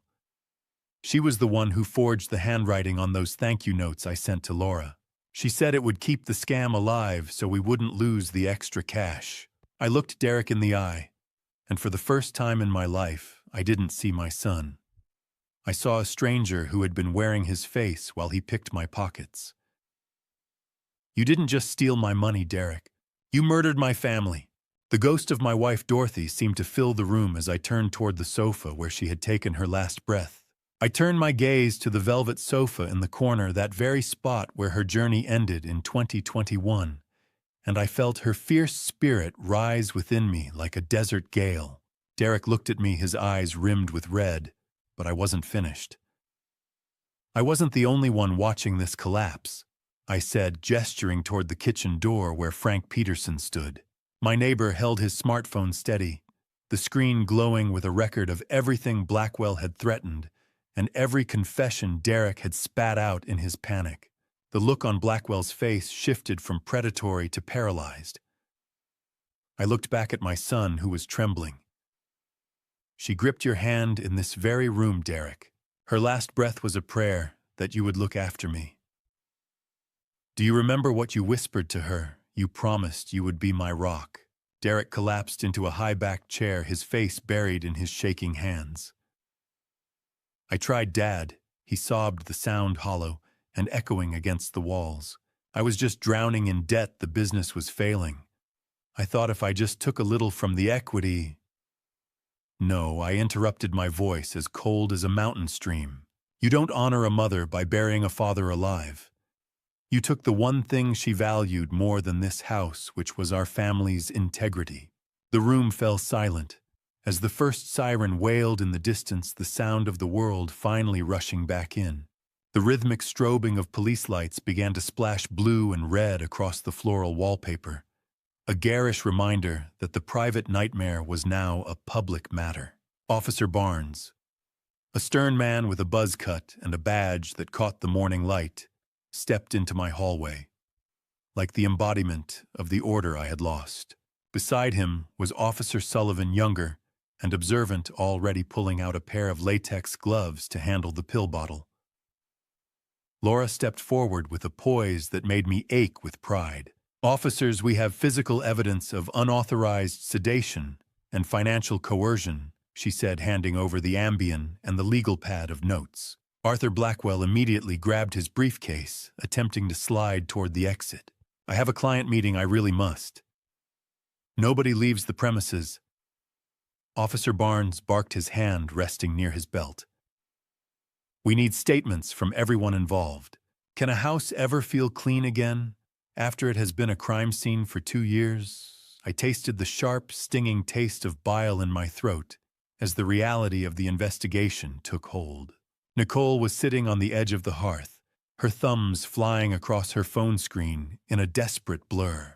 Officer Barnes moved with surprising speed, snatching the device from her hands, just as she tried to wipe a thread of messages. This is evidence now, ma'am, he said firmly.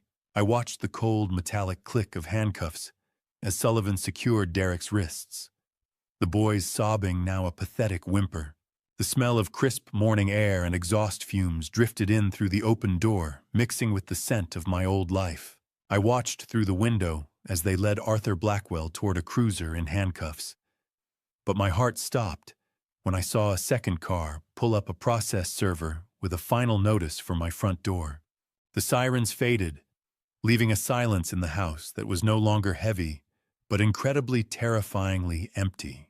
The blue ink of the process server's notice was still wet on the mahogany table, a cold reminder that while the criminals were in handcuffs, the law was still coming for my house. I felt the dry, papery feel of the foreclosure notice between my fingers as I realized the cruel efficiency of the man I had once trusted. This server hadn't been sent by the state or a neutral bank.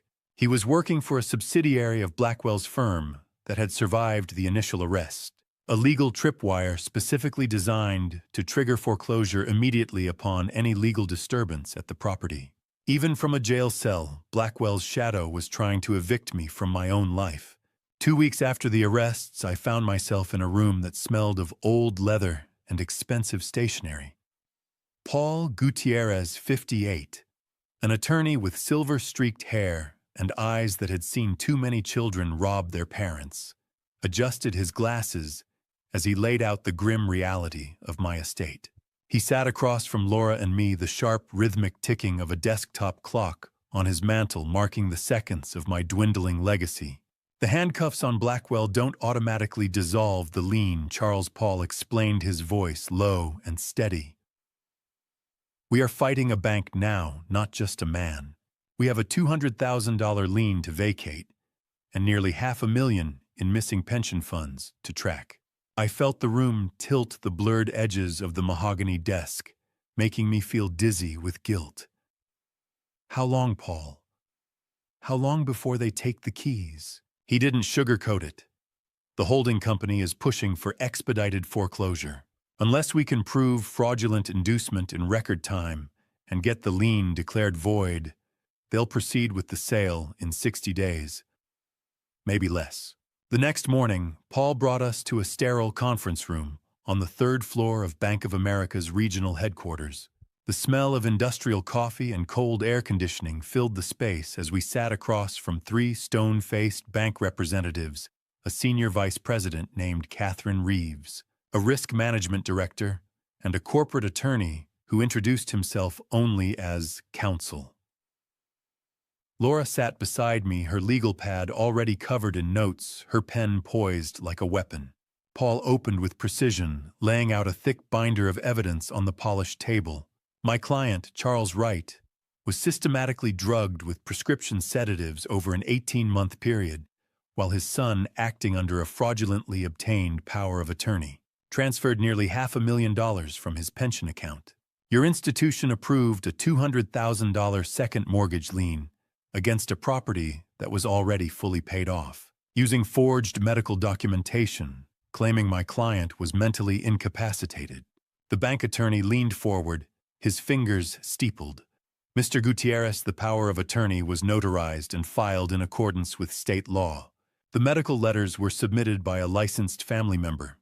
We followed protocol. Protocol. Laura's voice cut through the room like a scalpel. Your protocol allowed a son to drain his father's life savings while he was being chemically sedated.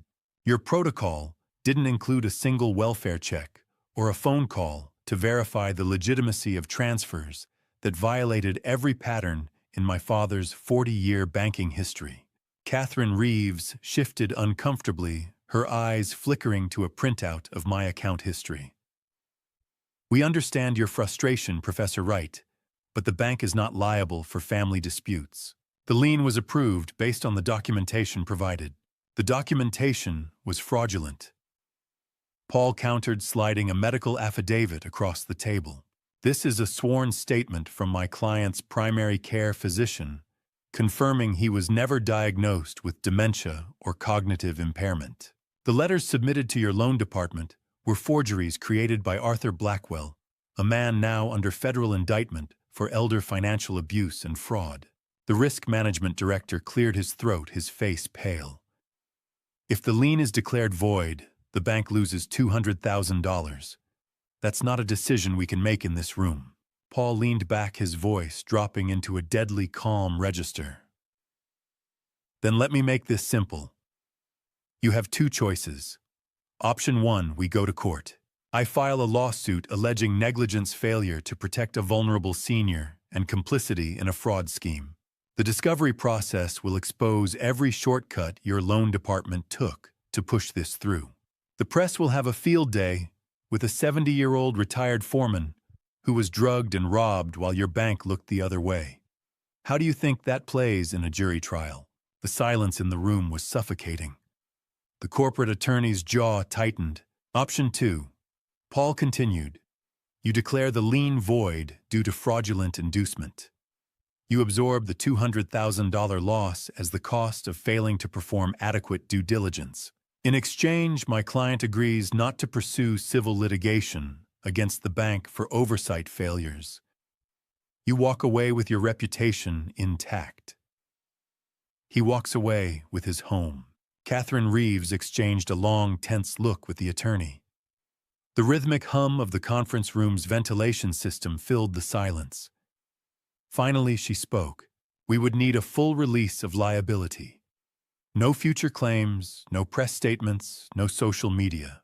Paul glanced at me, his eyebrow raised in a silent question. I looked at Laura, whose eyes were fierce and unwavering. I thought of Dorothy, of the 36 years I had poured into that house of the garden where her ashes rested. I nodded. Done, Paul said. But the lien gets removed today. Not next week. Today. 20 minutes later, I watched Catherine Reeves sign the release order, the scratch of her pen on the legal document sounding like the closing of a tomb. The $200,000 lien against my home was officially dissolved. The house was mine again.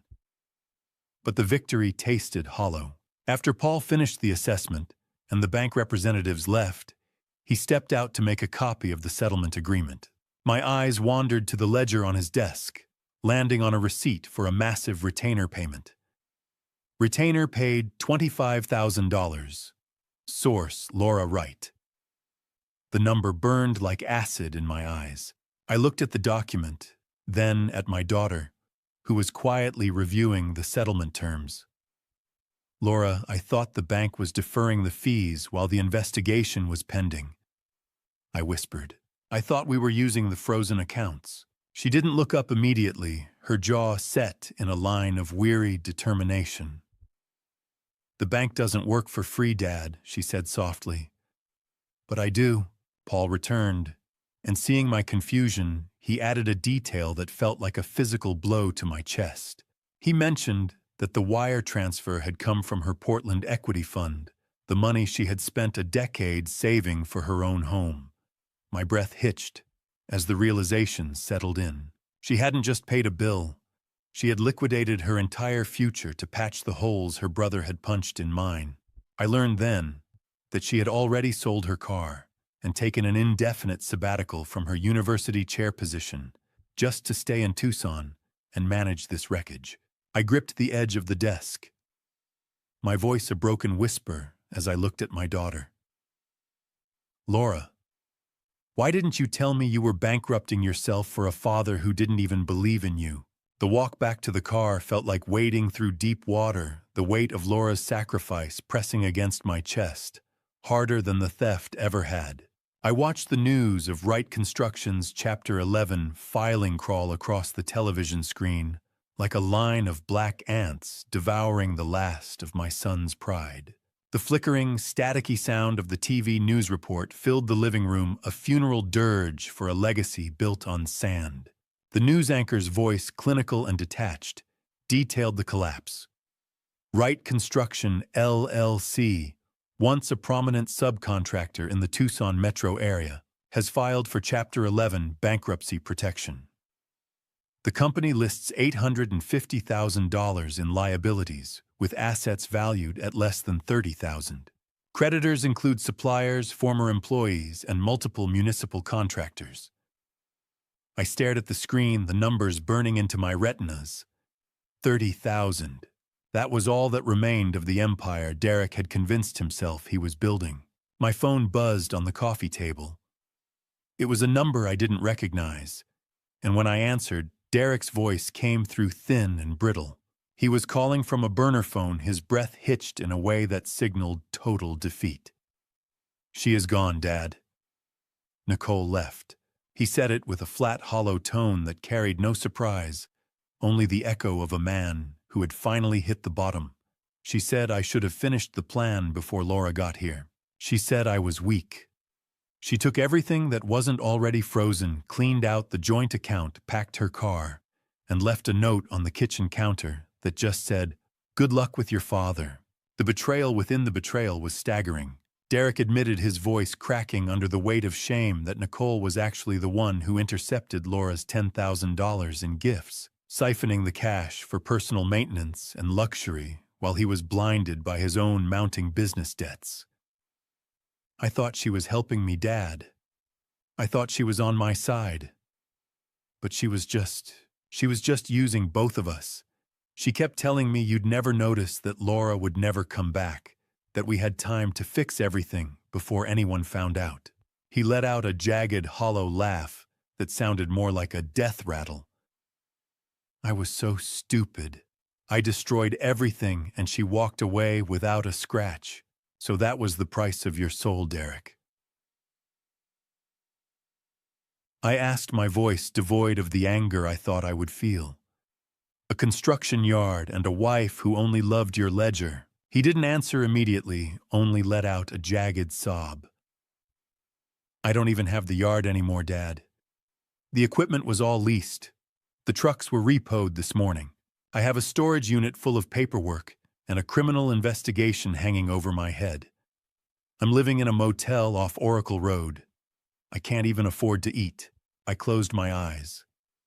The image of my son, the boy who used to climb on my shoulders at construction sites, the young man who had promised Dorothy he would be my rock, now reduced to a voice on a burner phone in a $40 a night motel. What do you want me to say? Derek, that I forgive you. That I'll fix this. No, he whispered, his voice barely audible over the crackling static.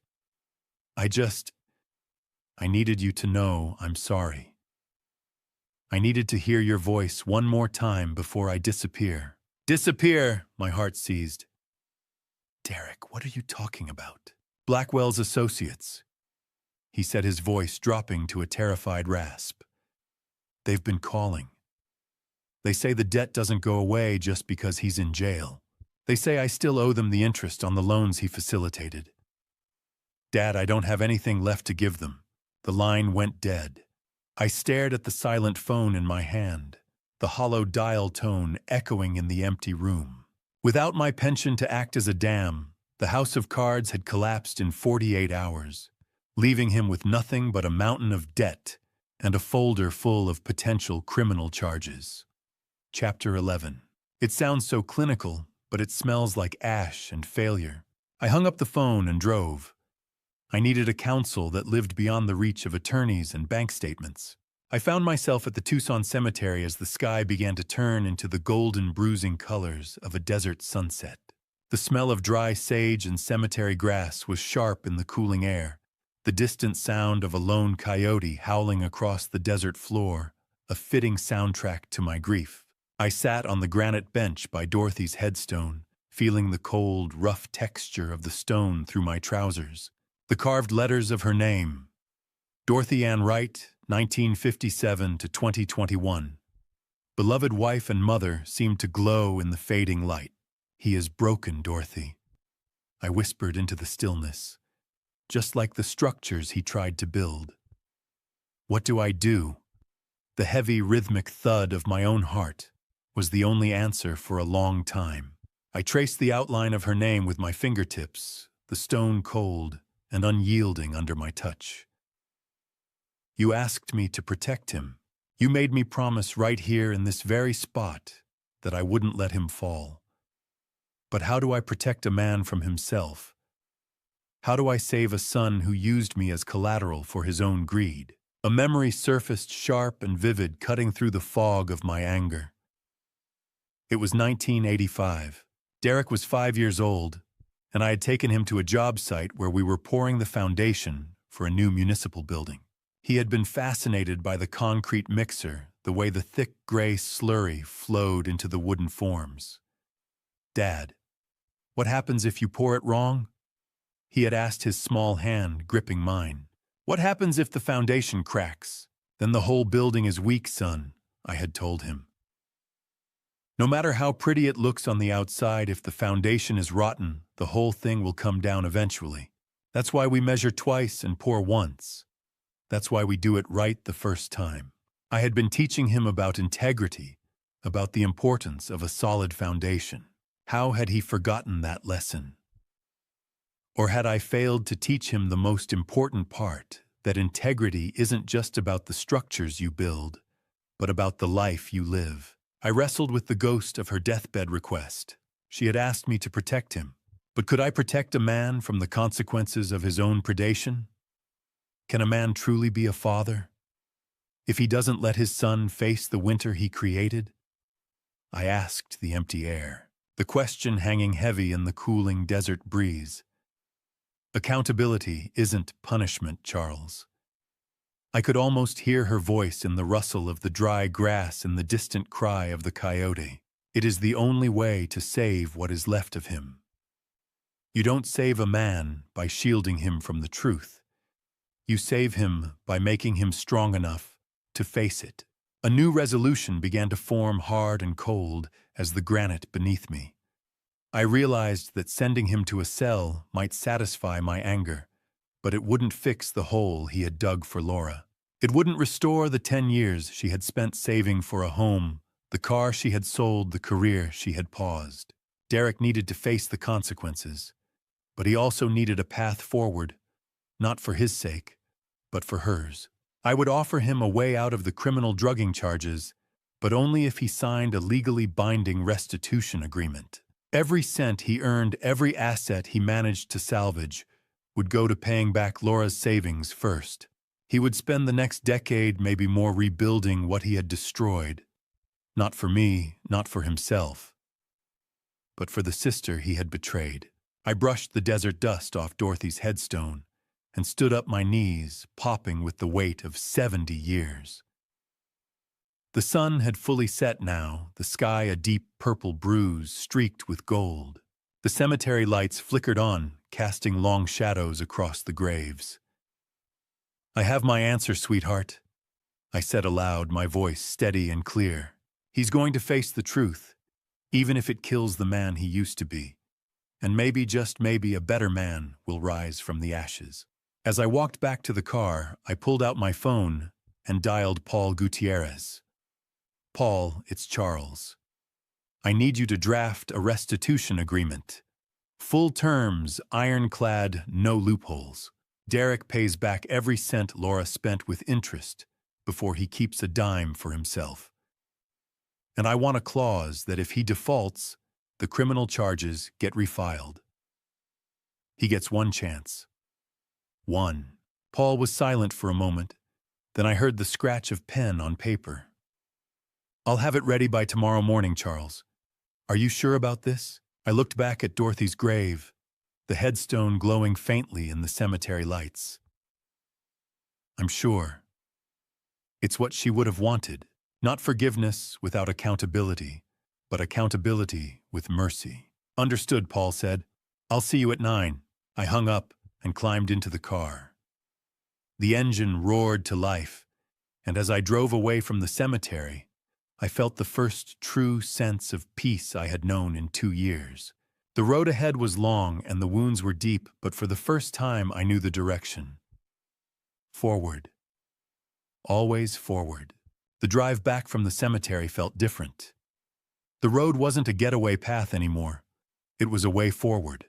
The morning sun flooded my kitchen for the first time in months, illuminating the scars on the wooden table where I finally signed the papers that returned my name to my life. I watched the golden dust motes dancing in the light, a silent celebration of a home reclaimed. The smell of fresh coffee, real coffee, not the instant powder Derek had left in the cupboards, filled the air, a small luxury that suddenly felt monumental. Paul Gutierrez sat across from me, his expression uncharacteristically soft as he watched me grip the pen. Beside him, Derek sat with his head bowed, looking years older than he had just a week ago. His hands, once smooth and manicured from years behind a desk, were already calloused and dirt-stained from 3 days of day labor on a landscaping crew. The expensive cologne was gone, replaced by the honest smell of sweat and sun-baked earth. Surprisingly, Derek told us that Blackwell had reached out through a back channel, offering him a stash of cash to flee to Phoenix and disappear before the state task force could dig deeper. "He called me from jail." Dad, Derek said, his voice hollow. "He told me there was $50,000 in a safety deposit box in Scottsdale. All I had to do was take it and disappear. He said if I testified against him, his associates would make sure I never made it to trial. But my son had refused." Derek looked up at me, his eyes red-rimmed and exhausted. I thought about it. God help me, I stood in that motel room for 3 hours staring at the address he gave me. But then I thought about Mom. I thought about what she would say if she could see me now. And I realized I couldn't run anymore. I've been running from the truth for 2 years, and all it did was destroy everything I loved. He chose to sit at this table and sign the restitution papers as his first act of genuine accountability. Paul slid the thick legal document across the mahogany surface, the pages crisp and official. "This agreement stipulates full restitution of $25,000 to Attorney Gutierrez for legal fees, and the remainder, approximately $87,000, to be paid directly to Laura Wright over a period not to exceed 10 years, Paul explained, his voice taking on the measured cadence of a man who had seen too many families torn apart by greed. "Any default on monthly payments will result in immediate reinstatement of criminal charges for elder abuse and fraud. You will also be required to attend court-mandated financial counseling and submit quarterly income statements for review." Derek picked up the pen, his hand shaking so badly the first signature was barely legible. I know this doesn't fix anything, he said, his voice cracking. I know you'll never look at me the same way, but I need you to know. I need Laura to know. I'm going to spend the rest of my life trying to become the man Mom thought I was. I watched the scratch of the pen on legal parchment as we finalized the agreement. Each stroke felt like a small stitch in a wound that would never fully heal, but at least it was finally being closed. It is done, Charles Paul said, sliding the last folder into his briefcase. The house lien is officially dissolved due to the proven fraud, and your pension is now secured under an independent trust that no one else can touch. The house is yours again. Truly yours. I looked at Derek, who stood up slowly, his chair scraping against the tile floor, with a sound that felt final. I will pay it back, Laura. Every cent. He said, his voice a gravelly whisper, as he turned toward the hallway where Laura stood silent and watchful. I am sorry. Laura didn't move. Her arms crossed, her expression unreadable. The silence stretched between them like a chasm. Finally, she spoke, her voice quiet but steady. I don't need your apology, Derek. I need your follow-through. Words are cheap. Show me you mean it. Derek nodded, his shoulders sagging under the weight of her judgment. He looked at me one last time, and I saw a flicker of the boy I had raised, broken but not beyond repair. I looked him in the eye, my voice firm but no longer poisoned by the old rage. Don't tell me you are sorry, Derek. Show me you are right. He nodded once and left to begin his new life as a day laborer, carrying the weight of his choices out into the Arizona heat. Through the window, I watched him climb into a battered pickup truck, borrowed from his new crew boss, the vehicle a far cry from the silver luxury truck he had once driven with such arrogance. A signature is just ink on paper, but today it felt like the first breath of oxygen after being held underwater for 2 years. Later that afternoon, the house smelled of floor wax and lemon oil as Laura and I began the slow process of reorganization. The oppressive, stale air that had hung over the rooms for months was finally lifting, replaced by the clean, sharp scent of renewal. While cleaning out a drawer of Dorothy's old things to make room for Laura's stay, I found a book of poetry I hadn't opened since the funeral, the collected works of Mary Oliver, Dorothy's favorite. Tucked inside was an old yellowed photograph of Dorothy and a young Laura, maybe 8 years old, standing in front of the half-built house in 1991. Dorothy's arm was wrapped around Laura's shoulders, both of them squinting into the desert sun, their smiles wide and unguarded. I pulled it out, noticing the yellowed, papery smell of the past, the edges soft from decades of being pressed between pages. On the back, in Dorothy's elegant script, was a note written years ago. Laura, my fierce girl, your father worries you are too soft for this hard world. But I know the truth. Your stubborn heart and your refusal to bend will be the very thing that saves this family when the shadows grow too long. Never stop being exactly who you are. Love, Mom. The ink had faded to a soft brown, but the words hit me with the force of a freight train. Why is it that the hardest words for a father to say are the ones his child has been waiting to hear their entire life? My throat tightened as I realized Dorothy had seen my secret doubts about Laura's career path all along and left this message specifically to be found when I needed it most. She had known long before I did that Laura's strength wasn't the kind I recognized, but it was the kind that would matter when everything else failed. I called Laura into the hallway, my voice breaking into a soft, shaky sob. I was wrong, Laura. 4 years ago, I was so wrong about you. She reached for me, her eyes glistening with unshed tears. Dad, you don't have to say it. I do, I insisted, gripping the photograph like a lifeline. I worked a job I didn't love for 30 years because I thought that was the only definition of strength. I thought putting food on the table and keeping the lights on was all that mattered. But you followed your passion, and in the end, that passion is what brought you home to save me. Your mother knew, she always knew. Laura took the photo from my hand. her fingers tracing the outline of her younger self. She used to tell me that she whispered. Every time you and I fought about my choices, she would pull me aside and say, "Your father loves you. He just doesn't know how to say it yet." She was right, I said, my voice thick with emotion. I love you, Laura. I'm proud of you. And I'm sorry it took me 70 years and losing everything to finally see what was right in front of me all along. Laura pulled me into a fierce hug, and for the first time in years, I felt the crack in my chest begin to heal. I realized the most important bridge I ever built wasn't made of steel or concrete. It was the one leading back to my daughter. The house felt lighter. The shadows that had lived in the corners for years finally chased away by the truth. 6 months have passed since that morning at the kitchen table, and the Tucson air no longer tastes like dust and betrayal. It tastes like the slow, sweet victory of a man who has reclaimed the right to his own silence. I sit on my back porch, the feel of the warm sun on my weathered skin acting as a healing balm. In the garden below, the desert jasmine is in full bloom, sending a thick, sweet scent drifting through the air, mingling with the earthy smell of freshly turned soil. The hummingbirds have returned their iridescent wings, catching the morning light, as they dart between the trumpet vines Dorothy planted 20 years ago. Laura has transitioned to a remote teaching position to stay close, and the garden is thriving under our joint care.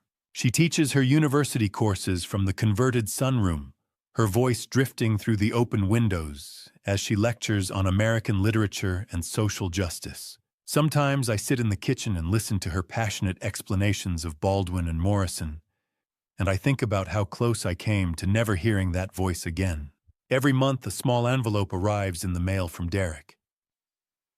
The checks are modest, $275, the maximum he can manage, after paying rent on a studio apartment in South Tucson and covering the court-mandated counseling fees. But I do not keep a single cent for myself. The first envelope had arrived with a short handwritten note on the back. Week 1. Framing crew. Hands are blistered, but I showed up on time. D. Each subsequent envelope carries a similar update, a small testament to a man trying to rebuild himself from the ground up. Last month's note read, "Foreman said I'm reliable. First time anyone said that in years. Still sober, still showing up. I have donated the first 6 months of my son's restitution money to a local legal aid clinic for seniors, the Sonoran Elder Justice Project, a small nonprofit that operates out of a converted storefront near the university. It gives me a grim sense of satisfaction to know that his penance is directly funding the protection of others who might be standing where I once stood." Last week, the clinic director, a fierce young attorney named Maria Santos, called to tell me that Derek's contributions had helped them take on 3 new cases of financial exploitation. "Your son's money just saved a 73-year-old woman from losing her home to a predatory reverse mortgage scheme," she said. I didn't tell Derek. Some lessons are best learned in silence. I hear the rhythmic, comforting sound of garden shears from the rose bushes. "You have got the pruning shears upside down again," Dad. Laura calls out, her voice bright and clear. I look over the railing and offer a small, knowing smile. "I am just testing your observation skills, Professor. You passed." She laughs, a sound that has finally returned to these walls, and goes back to her work. The house is no longer a cage. It is a shared sanctuary of mutual respect. 3 weeks ago, Derek asked if he could visit. It was the first time he had requested anything since the signing. Laura and I discussed it over coffee on the porch, the conversation careful and measured. "I'm not ready to have him in the house yet," she admitted, her hands wrapped around her mug. "But maybe we could meet somewhere neutral." So we arranged to meet at the cemetery at Dorothy's grave. Derek arrived early, and when Laura and I pulled up, we found him kneeling on the grass, pulling weeds from around the headstone with his bare hands. He had brought fresh flowers, desert marigolds, Dorothy's favorite. He didn't ask for forgiveness. He didn't make excuses. He simply said, "I come here every Sunday now." I talk to her. I tell her what I'm doing to fix things. Laura nodded once, a small acknowledgement, and the three of us stood in silence for a long time. It wasn't reconciliation, not yet, but it was a beginning. I know you are listening. Maybe you are sitting in a room right now that feels like it is shrinking around you, watching the walls close in while someone tells you that your memory is failing or your worth has expired. I address you now because I was nearly one of the disappeared. They will tell you that you are a ghost before you are even dead. Don't believe them. The mask of confusion that others try to slip over your head is only as strong as the fear that holds it in place. I have learned that courage isn't always a loud shout or a grand gesture. Sometimes it is just the steady hand that refuses to sign the paper. It is the quiet, stubborn refusal to stay in the dark when someone else is trying to blow out your candle. Truth is like the desert sun. You can try to shade your eyes, but it will eventually burn through every shadow you try to hide in. My son tried to erase me, but in doing so, he only forced me to find the man I had forgotten I was. Now I spend my evenings working with a small, anonymous advocacy group I started for elder rights. We call ourselves the Silver Shield Network, and we meet twice a week in the basement of the public library. There are 8 of us now. Survivors of financial abuse, guardianship, exploitation, and medical coercion. We share our stories, offer resources, and most importantly, we listen. Last month, a woman named Helen, 81, came to us after her nephew tried to force her into signing over her home. We connected her with Maria Santos at the legal aid clinic, and within 2 weeks the power of attorney was revoked, and her nephew was under investigation. Helen hugged me after the meeting, her thin arms surprisingly strong. "You saved my life," she whispered. I thought of the hollow man I had been 6 months ago, the ghost shuffling through his own hallways, and I realized that in saving others, I had completed the work of saving myself. The senile man Derek tried to manufacture has become a formidable guardian of justice, a ghost that learned how to bite back. My voice is steady and clear now, a tone that has found its permanent strength. Frank Peterson, my old colleague, joined the group 3 weeks ago. He brings coffee and donuts every Wednesday, and we sit in the fluorescent-lit library basement swapping war stories and legal strategies. "You know what the irony is, Charles," he said last week. "Derek thought he was burying you. Instead, he turned you into the one thing he should have feared most, a man with nothing left to lose and everything to fight for." I turn my face to the warmth of the sun and whisper a final thank you to Dorothy, looking at the vibrant, cared-for home she left behind. The roses are blooming again, their petals a deep crimson that reminds me of her favorite lipstick. The kitchen table, once a site of betrayal, now hosts weekly dinners where Laura and I cook together, her laughter echoing off the tiles as I inevitably burn the garlic bread. Our story did not end with a signature or a court date, but with the choice to stand up and walk out of the dark. I know the way now, and I will make sure no one else has to walk it alone. As the sun sets over the Sonoran Desert, painting the sky in shades of amber and gold, I feel Dorothy's presence like a warm hand on my shoulder. "You did good, Charles," I can almost hear her say. "You finally built something that will last." And for the first time in 2 years, I believe her. Looking back at this painful family story, I realize something that still stings. I spent decades building houses strong enough to survive desert storms, yet I failed to notice the cracks forming inside my own home. This family story is not only about betrayal, it is about silence, pride, and the danger of trusting blindly. I believed that keeping peace meant avoiding hard questions. I believed my own blood would never turn against me. I was wrong. If there is one lesson I can leave behind through this family story, it is this: never surrender your voice, just to keep the illusion of harmony. Pay attention to actions, not promises. Protect your independence, your finances, and your dignity, especially when you grow older. Many people call what happened to me dad revenge, but the truth is more complicated. This dad revenge was never about hatred. It was about survival, and about protecting what my late wife built beside me. Even so, every dad revenge comes with a cost, because when family breaks something inside, you breaks too. Today, I try to hold on to faith and humility. I believe the timing of the Lord guided my daughter back to me when the darkness was deepest. Without her courage, my story might have ended very differently. So if you learn anything from my experience, let it be this. Ask difficult questions early, protect your boundaries, and never assume that love alone will keep you safe. Thank you for walking with me all the way to the end of this journey. I'd truly like to hear your thoughts. What would you have done if you were trapped in Charles Wright's position? Share your perspective in the comments so we can learn from each other.